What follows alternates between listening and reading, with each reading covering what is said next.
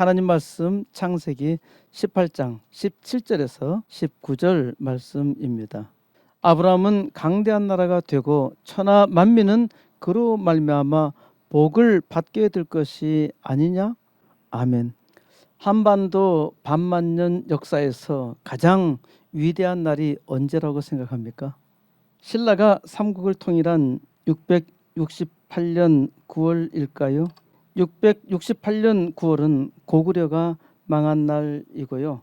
660년 나당 연합군이 백제를 멸망시킨 뒤에 당나라가 백제, 지금의 공주지방에 웅진 도독부를 설치하고 663년에는 신라의 계림 대도독부를 설치하여 문무왕을 계림주 대도독으로 임명하여서 신라를 당나라에 복속시켰습니다. 668년 나당 연합군이 고구려를 멸망시키자 당나라는 평양에 안동 도후부를 설치하여 지배했습니다. 당나라의 침략 전쟁에 신라가 놀아난 것이죠. 중국의 한반도 굴기는 이때부터 시작되었다 생각할 수 있겠습니다. 신라가 한반도 최초로 삼국 통일의 위협을 달성했다고 국사 시간에 삼국 통일의 의의를 공부해 왔는데 속았어요.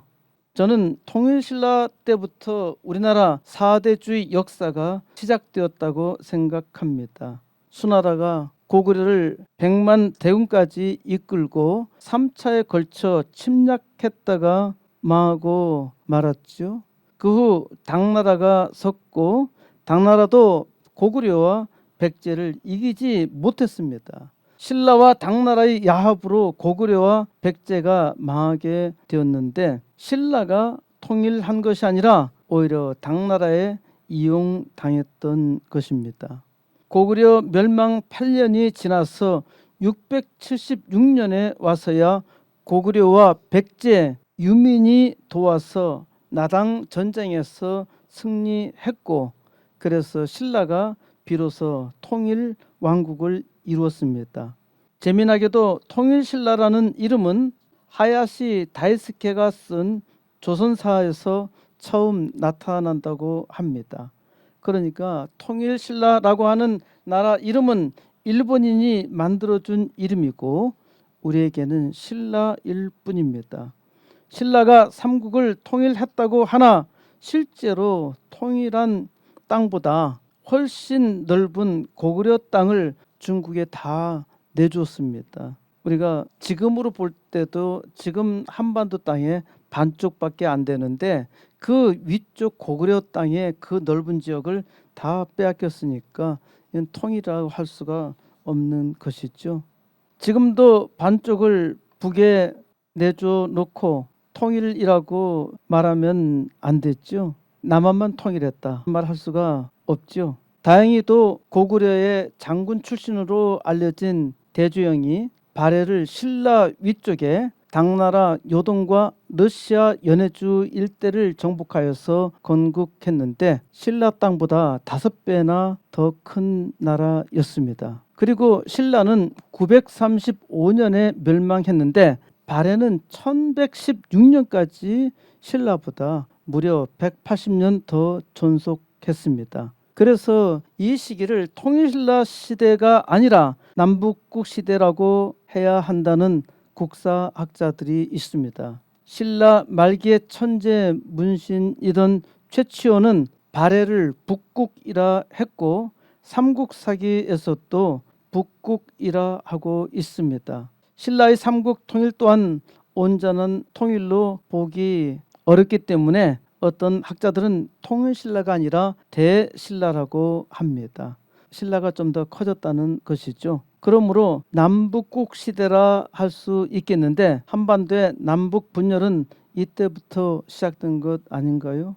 다만 북국은 신라에서 분열된 것이 아니라 독자적으로 일어나서 당을 이기고 나라를 세운 것이며 또한 북쪽에 있는 땅은 일제 침략기에 일본이 만주를 청나라에 넘겨줌으로써 압록강까지가 한반도의 한계가 되었고 지금은 북조선이 차지하고 있죠. 북국 발해가 698년에 건국되어서 1116년까지 무려 418년간 존속했는데 왜 우리 역사에는 없을까요? 발해에 대해서는 거의 배운 적이 없지요.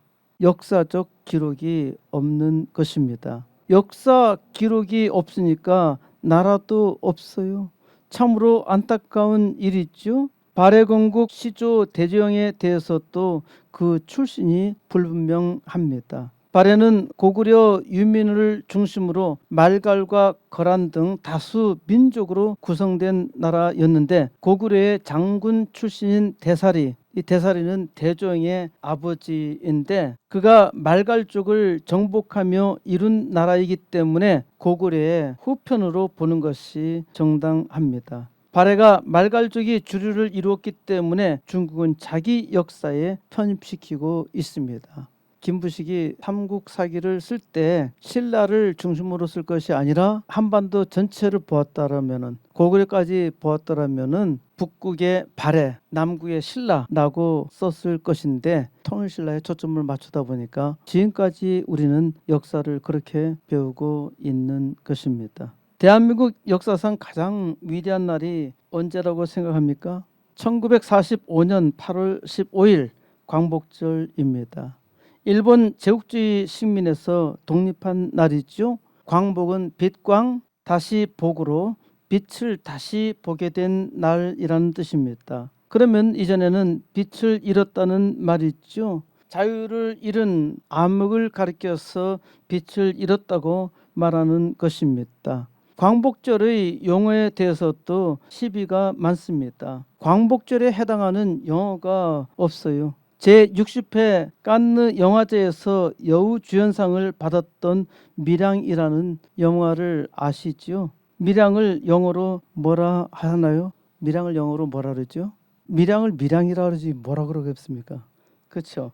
근데 밀양을 밀양이라고 하지 않습니다. 밀양은 경상남도 밀양시에서 따온 것인데 밀양이 영어로 시크릿 선샤인이라 하는데 이는 밀양이라는 한자어 감출밀 볕양 그래서 감출 시크릿 양 태양 할 때 양이죠. 양은 선샤인이라 한 것입니다. 이걸 한자로 풀이해서 말한다면은 비밀스러운 햇빛이라 했는데 제목이 관심을 끌지 않나요? 영어권에 있는 사람들은 시크릿 선샤인 뭔가 좀 신비로운 느낌이 있죠. 선샤인이 어떻게 시크릿이야? 영화 포스터의 밀양 옆에 시크릿 선샤인이라 쓰여 있습니다. 이름을 참 잘 정했어요. 밀양과 비밀스러운 햇빛과 아무런 상관이 없단 말입니다. 그런데 영어권에 있는 사람들에게는 뭔가 관심이 끌리는 말이죠. 그래서 칸느 영화제에서 상 받은 거 아닌가 합니다. 이건 농담이고요. 밀양이라는 영화는 기독교를 팔아서 돈을 번 영화입니다.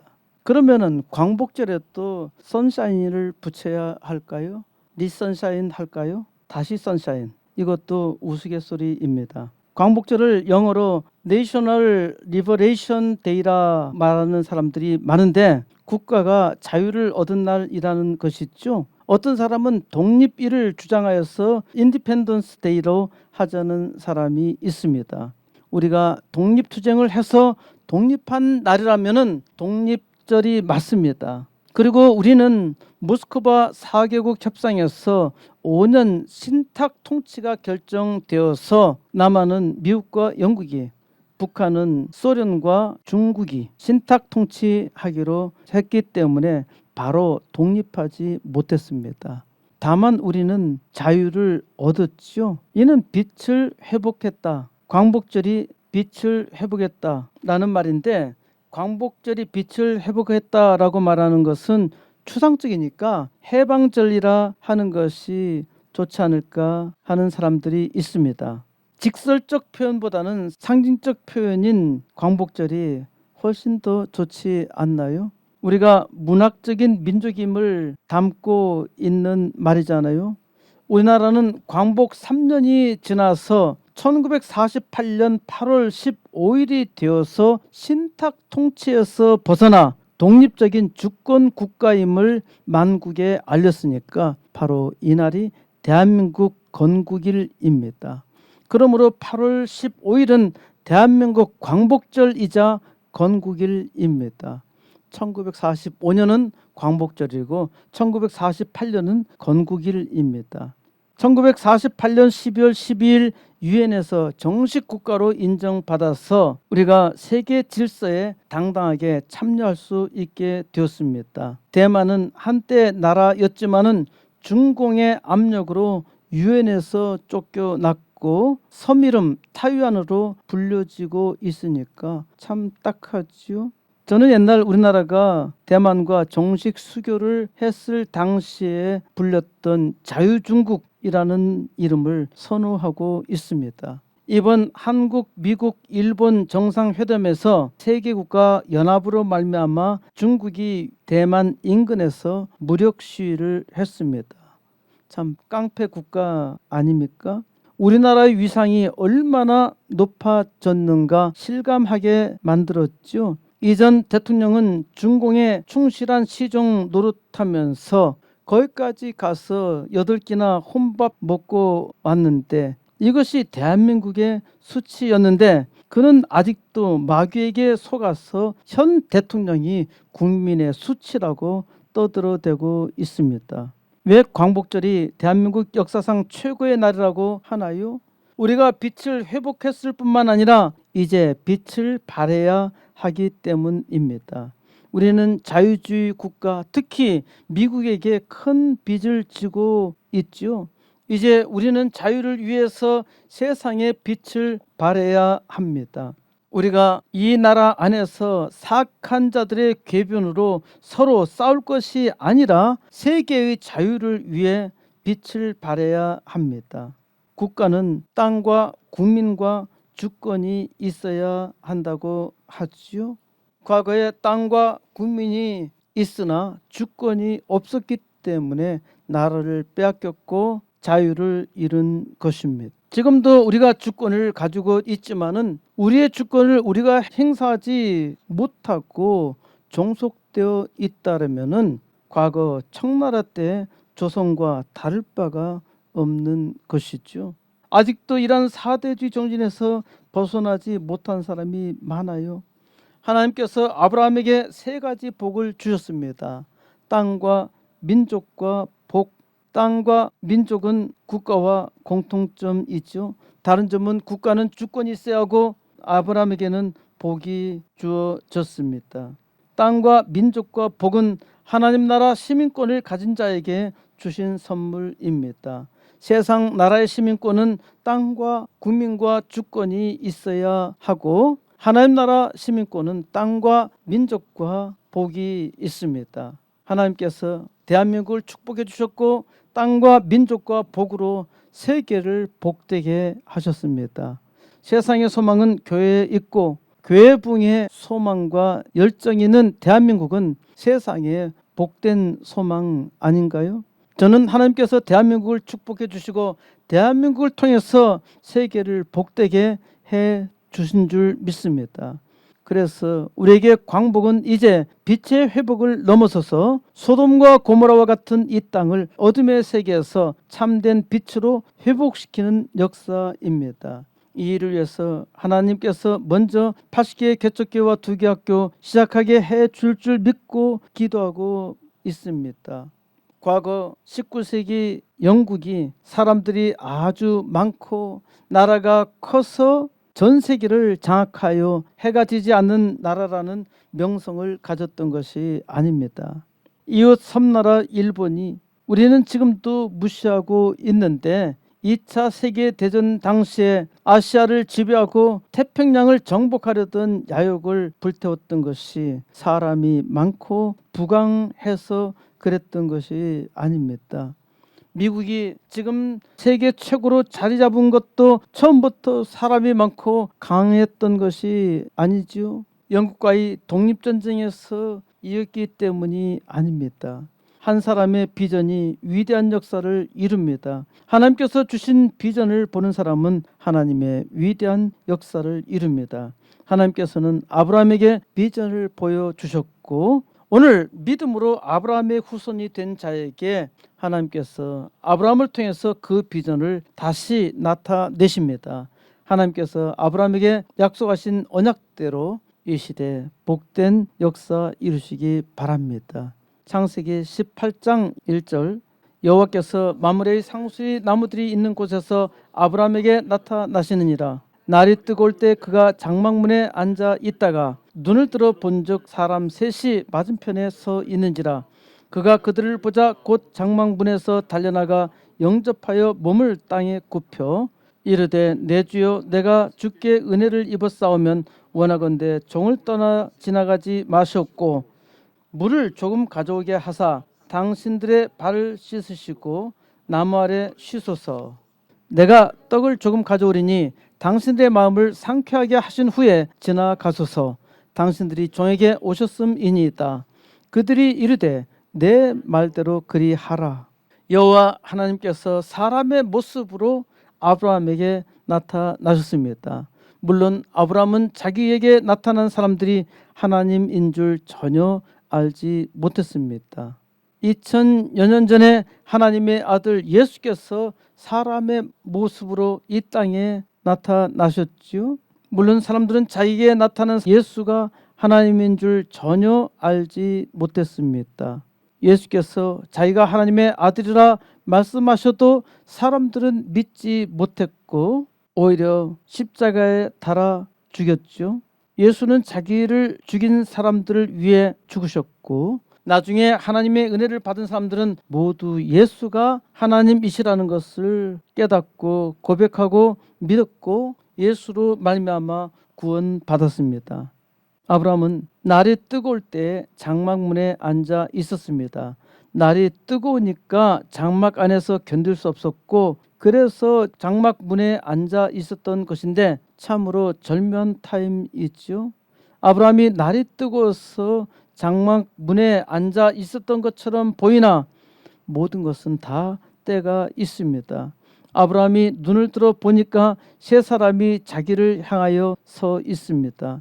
여호와 하나님이 나타나셨는데 왜 세 사람일까? 아마 성부 하나님, 성자 하나님, 성령 하나님 삼위일체의 하나님이 아닐까? 정확하게는 알 수 없습니다만은 아브라함이 그들을 보자 장막문에서 달려나가 영접하여 땅에 엎드려 절하였습니다. 아브라함은 내 주여 내가 주께 은혜를 입었사오면 주의 눈에 은혜를 입었다면은 원하건대 주의 종을 지나치지 말라고 부탁합니다. 아브라함은 자기가 물을 좀 가져올 것이니까 당신들의 발을 씻으시고 나무 아래에서 쉬라고 부탁합니다. 또한 떡을 조금 가져오겠으니까 원기를 회복한 후에 가시라고 합니다. 당신들이 종에게 오셨음이니이다. 아브라함은 자기에게 오신 손님이니까 접대하겠다는 말입니다. 손님을 접대하는 것은 아주 귀중한 일입니다. 옛날에는 손님 접대를 영광으로 생각했고 문을 열면은 문 옆에 손님 접대하는 방이 있었습니다. 지금도 고택에 가면은 손님을 접대하는 방이 있는 것을 볼 수가 있죠. 요즘 우리가 아주 잘 먹고 잘 살게 되었는데 오히려 우리의 삶은 각박해졌고 그래서 손님 접대는커녕 심지어 죽이기까지도 하잖아요. 아주 끔찍한 세상입니다. 살기 좋은 세상은 손님을 잘 접대한다는 것입니다. 예전에 우리가 잘 먹고 잘 살지 못했어도 손님 접대를 귀히 여겼고 즐겁게 생각했어요. 지금도 불쌍한 사람을 위해서 헌신적으로 손님 접대하는 사람들이 있어요. 저도 그러기를 바라며 기도하고 있습니다. 혼자서는 감당할 수가 없어요. 함께 해야 하지요. 손님을 접대한다는 것은 복입니다. 하나님의 백성은 손님 접대를 잘 해야 하고 특히 대한민국이 이 땅의 교회가 세계를 접대하는 복을 누릴 수 있기를 바랍니다. 그들이 아브라함에게 내 말대로 그리하라고 합니다. 아브라함은 급히 장막으로 가서 아내 사라에게 속히 고운 가루 3인분을 가져다가 반죽하여 떡을 만들라고 합니다. 아브라함은 가축대 있는 곳으로 달려가서 기름지고 최상급의 송아지를 잡고 종이 급히 요리합니다. 그들은 아브라함이 준비한 요리를 먹고 아브라함에게 묻습니다. 내 아내 사라가 어디 있느냐? 아브라함은 자기 아내 사라가 장막에 있다고 대답합니다. 10절 그가 이르시되 내년 이맘때 내가 반드시 내게로 돌아오리니 내 아내 사라에게 아들이 있으리라 하시니 사라가 그 뒤 장막 문에서 들었더라. 아브라함과 사라는 나이가 많아 늙었고 사라에게는 여성의 생리가 끊어졌는지라. 사라가 속으로 웃고 이르되 내가 노쇠하였고 내 주인도 늙었으니 내게 무슨 즐거움이 있으리요? 여호와께서 아브라함에게 이르시되 사라가 왜 웃으며 이르기를 내가 늙었거늘 어떻게 아들을 낳으리요 하느냐? 여호와께서 능하지 못한 일이 있겠느냐? 기한이 이를 때 내가 내게로 돌아오리니 사라에게 아들이 있으리라. 사라가 두려워서 부인하여 이르되 내가 웃지 아니하였나이다. 이르시되 아니라 내가 웃었느니라. 그냥 읽기만 하였어도 충분히 이해가 되죠. 아브라함과 사라가 늙었고 나이가 아주 많았으며 사라는 출산할 나이가 이미 지났습니다. 그래서 사라가 속으로 웃으며 말합니다. 내가 노쇠하였고 내 주인도 늙었으니 내게 무슨 즐거움이 있으리요? 이는 단지 나이 먹어서 늙었다는 것이 아닙니다. 이제 기력도 아주 쇠약하였고 자기 남편도 늙었으니까 이제 자식 볼 가능성이 전혀 없어. 내가 자식으로 무슨 복을 누리겠어. 사라는 완전히 체념 상태에 있었던 것이 아니라 이제 싹시 노을에서 아무런 소망을 가지지 않았던 것입니다. 90 먹은 사라가 무슨 자식 생각을 하겠습니까? 그런 낙이 전혀 없다는 말입니다. 여호와께서 아브라함에게 말씀하십니다. 사라가 왜 웃으며 내가 늙었거늘 어떻게 아들을 낳으리요? 라고 말하나 하나님인 내가 아들을 준다고 했잖아. 여호와께 능하지 못한 일이 있겠느냐? 하나님께는 능히 하지 못할 일이 없지요.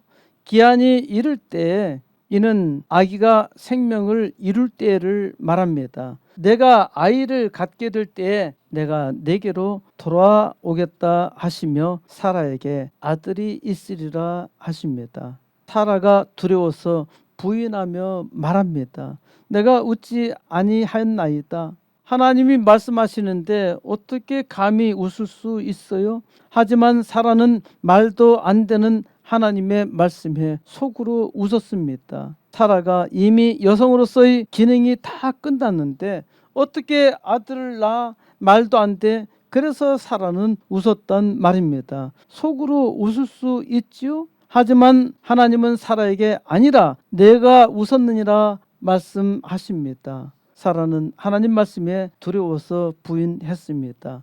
이처럼 사람은 두려우면은 부인하죠. 사람이 속으로 말하는 것이 진심입니다. 속으로 자기를 속이는 사람은 없습니다. 사람은 겉으로 속이지요.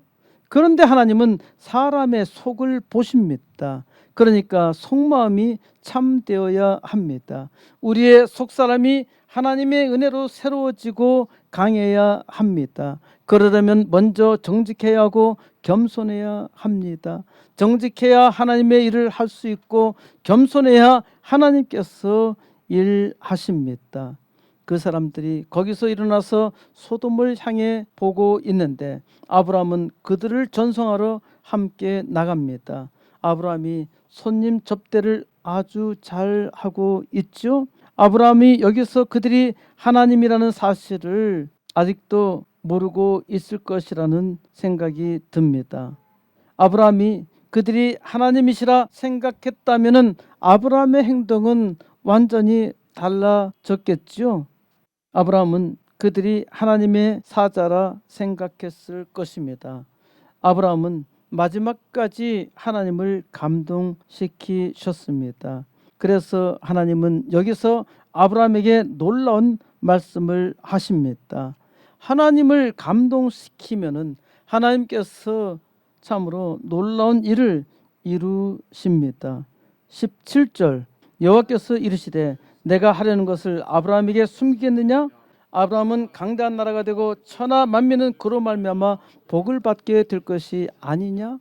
하나님께서 아브라함에게 내가 하려는 것을 아브라함에게 숨기겠느냐? 하나님께서 아브라함에게 자기가 하려는 것을 알리시겠다고 말씀하십니다.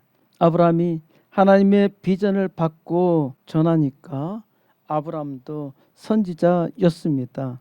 하나님께서 아브라함에게 무슨 비전을 보여주셨을까요? 아브라함은 강대한 나라가 되고 천하 만민은 그로 말미암아 복을 받게 될 것이 아니냐? 첫 번째 비전은 아브라함은 강대한 나라가 되게 하시겠다는 것입니다. 강대한 나라는 강한 나라, 큰 나라입니다. 하나님께서 아브라함에게 강하고 큰 나라를 주시겠다고 약속하셨습니다. 천년이 하루 같으신 전능하신 하나님은 오늘 우리에게 이 약속을 이루십니다. 믿으세요?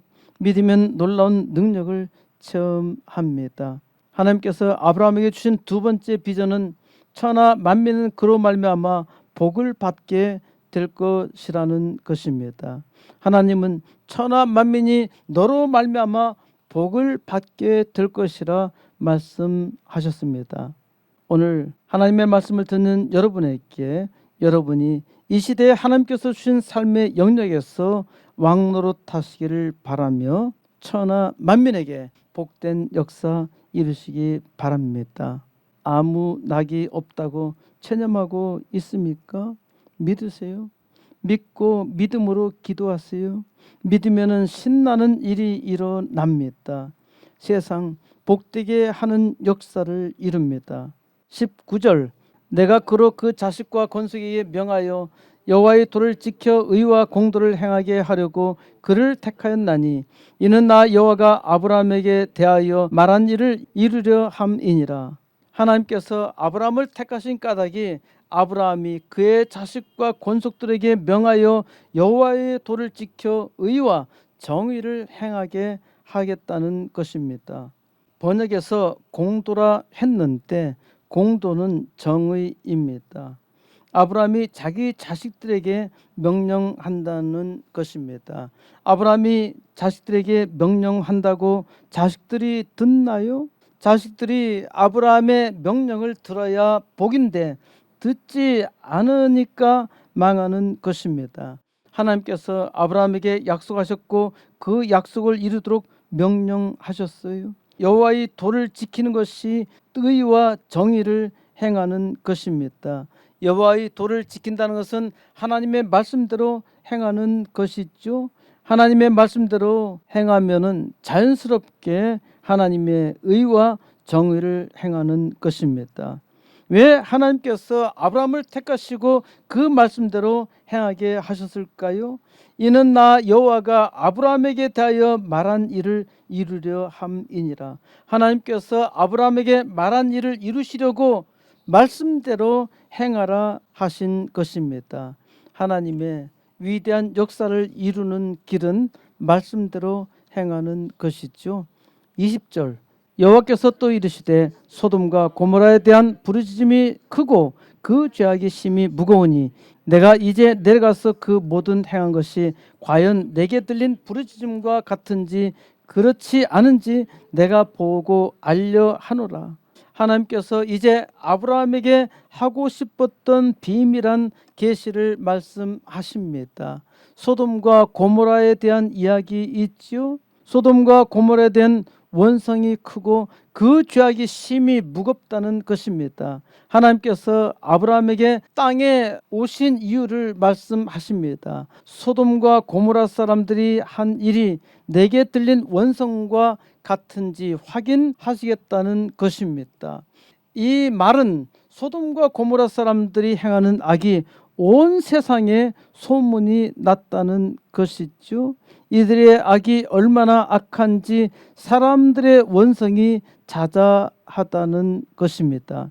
그런데 소돔의 악을 모든 것을 다 아시고 행하시는 전능하신 하나님이시라면은 안 보셔도 다 아실 터인데 왜 하나님이 직접 오셔서 확인한다고 하십니까? 전능하신 하나님이 보시겠다는 것은 은혜를 주시겠다는 것입니다. 직접 보지도 않고 심판을 하시면은 사람의 보기에 의로우신 하나님이라 할 수 없지요. 하나님이 보지도 않고 심판하셔 현장을 보면은 하나님의 마음이 달라질 수도 있고 은혜를 베푸실 여지가 있지요. 무엇보다 공평하게 심판하시는 공의로우신 하나님은 아주 분명한 것이라 하더라도 확인하십니다. 이것이 하나님의 사랑이죠. 자녀가 악하다는 것을 알고서 심판만 하는 부모가 있다면은 자녀들이 그 부모를 의롭다고 할 수가 없죠. 하나님은 의로우신 분이니까 직접 확인하시고 또 은혜를 베풀어 주십니다. 그 사람들이 거기서 떠나 소돔으로 향하여 가는데 아브라함은 여호와 앞에 그대로 서 있었습니다. 소돔 땅에 내 조카 롯이 살고 있는데 어쩌지? 23절 아브라함이 가까이 나아가 이르되 주께서 의인을 악인과 함께 멸하려 하시나이까? 그 성중에 의인 50명이 있을지라도 주께서 그곳을 멸하시고 그 50의인을 위하여 용서하지 아니하시리까? 주께서 이같이 하사 의인을 악인과 함께 죽이심은 부당하오며 의인과 악인을 같이 하심도 부당하니이다. 세상을 심판하신 이가 정의를 행하실 것이 아니니까? 아브라함이 결심하여 묻습니다.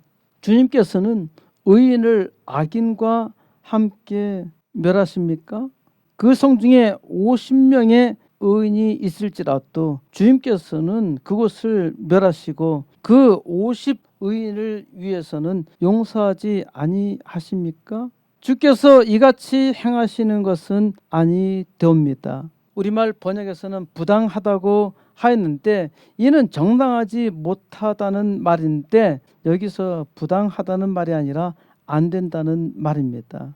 하나님이 세상을 공의로 심판하셔야지 의인이 50명이나 있는데 이는 안 된다는 것입니다. 26절 여호와께서 이르시되 내가 만일 소돔 성읍 가운데서 의인 50명을 찾으면 그들을 위하여 온 지역을 용서하리라.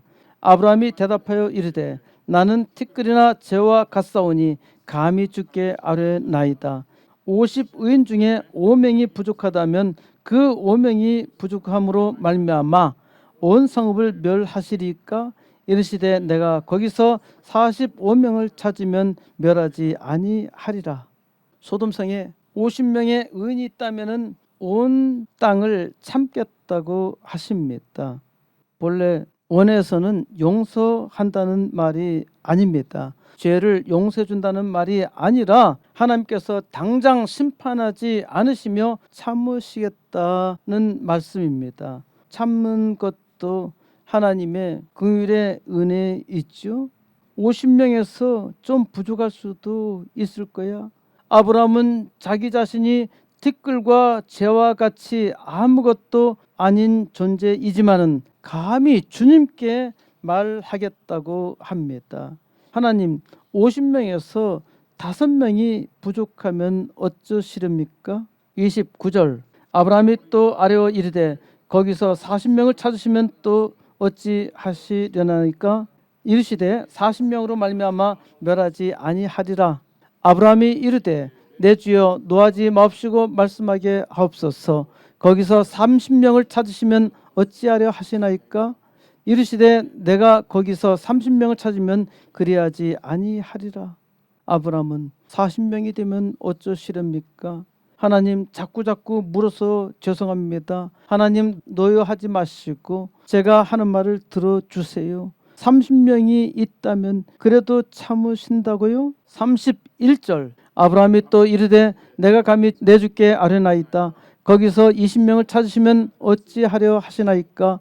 이르시되 내가 20명으로 말미암아 그리하지 아니하리라. 아브라함이 또 이르되 주는 노하지 마옵소서. 내가 이분만 더 아뢰리이다. 거기서 10명을 찾으시면 어찌하려 하시나이까? 이르시되 내가 10명으로 말미암아 멸하지 아니하리라.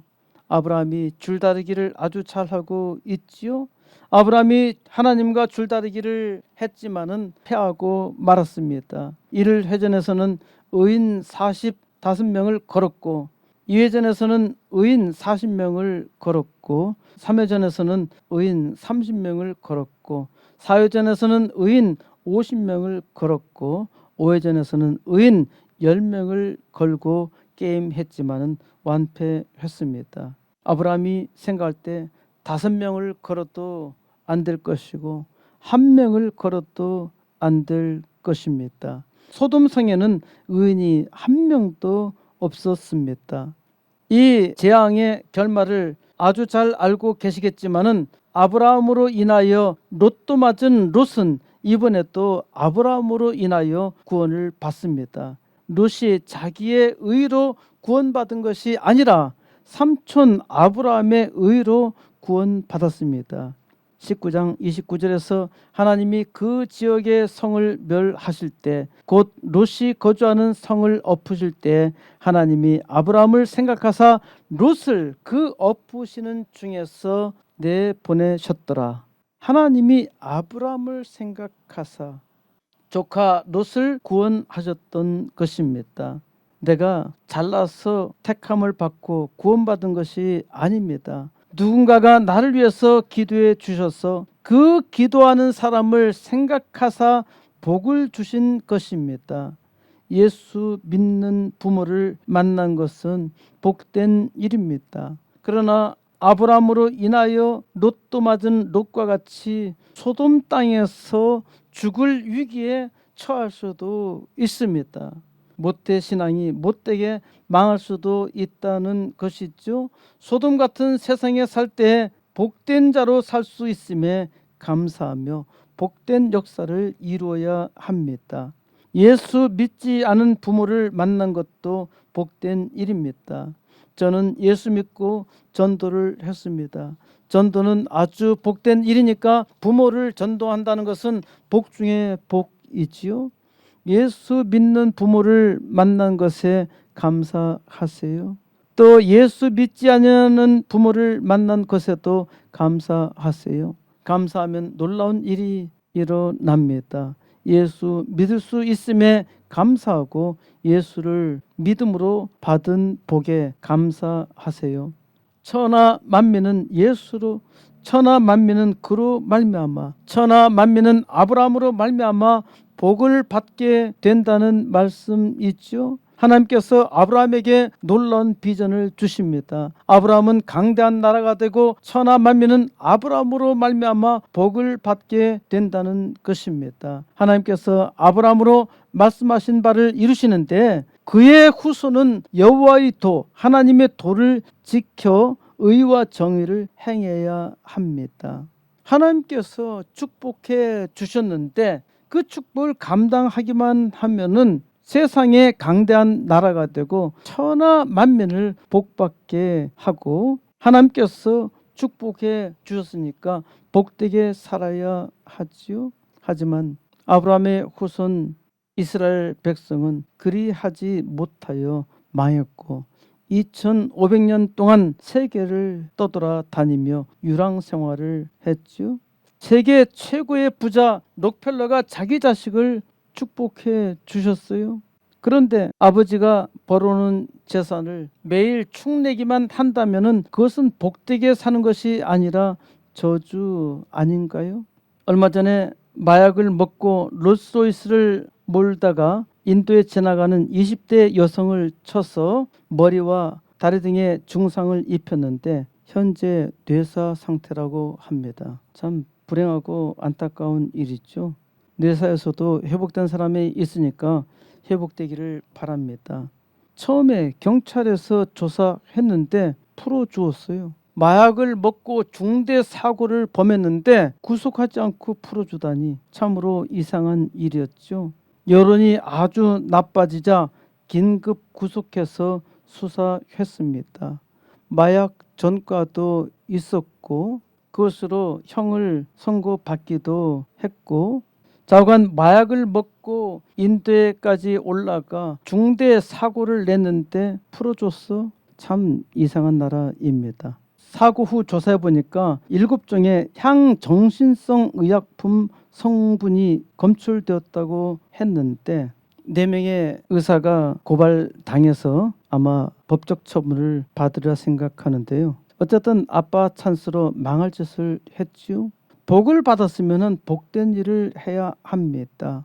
복된 일을 하지 못하니까 저주 가운데 사는 것이죠. 세상에서 많은 복을 받았다면 그 복으로 세상에 많은 복을 주어야 합니다. 그것이 복되게 사는 일이에요. 천하 만민은 그로 말미암아 하나님은 아브라함에게 약속하신 언약을 오늘 여러분에게 계시하여 주십니다. 여러분이 복을 받은 것은 아브라함으로 인한 것이고 하나님께서 아브라함에게 약속하신 대로 강대한 나라가 되고 천하 만민은 여러분으로 말미암아 복을 얻게 됩니다. 하나님을 믿는 하나님의 백성들이 말씀의 도를 지키면 의와 정의를 행하게 되고 위대한 역사를 이룹니다. 하지만 하나님의 백성이 말씀으로 살지 아니하면은 세상은 소금이 되고 말아요. 그러니까 세상의 운명은 여러분에게 달려 있습니다.